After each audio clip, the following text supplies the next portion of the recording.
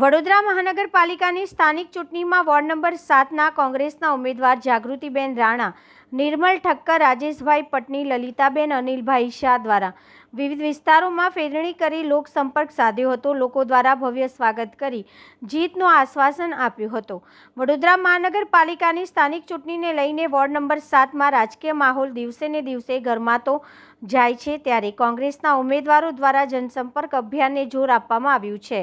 કોંગ્રેસના ઉમેદવાર જાગૃતિબેન રાણા, નિર્મલ ઠક્કર, રાજેશભાઈ પટની અને લલિતાબેન અનિલભાઈ શાહ દ્વારા વોર્ડના વિવિધ વિસ્તારમાં વ્યાપક ફેરણી કરી લોકો સાથે સીધો સંપર્ક સાધવામાં આવ્યો હતો.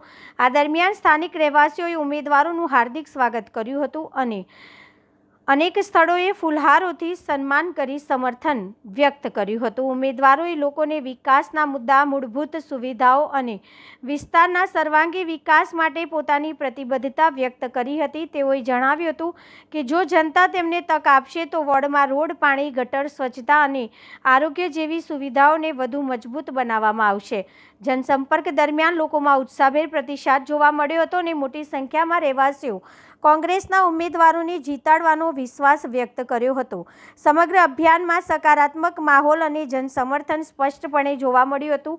આ રીતે વોર્ડ નંબર 7માં કોંગ્રેસના ઉમેદવારો મજબૂત સ્થિતિમાં જોવા મળી રહ્યા છે અને આવનારી ચૂંટણીમાં સારા પરિણામોની આશા વ્યક્ત કરી હતી.